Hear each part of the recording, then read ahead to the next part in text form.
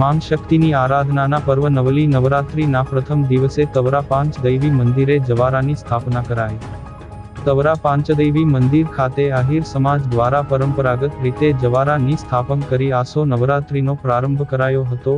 જવારામાં ઘઉં, જુવાર, વાલ, ચોરા, તલ, જવ, ડાંગર જેવા કઠોળનું રોપણ કરી માતાજીની સ્થાપના કરવામાં આવી હતી. આહિર સમાજ દ્વારા પરંપરાગત ઉજવાતા નવરાત્રિ મહોત્સવમાં વહેલી સવારે માતાજીના માઈ ભક્તોએ નર્મદા સ્નાન કરી માતાજીના જવારાની સ્થાપના કરી હતી. આસો નવરાત્રિ દરમિયાન તવરા પાંચદૈવી મંદિરે ખૂબ જ મોટી સંખ્યામાં માઈ ભક્તો માતાજીના દર્શન કરવા ઉમટી પડતા હોય છે.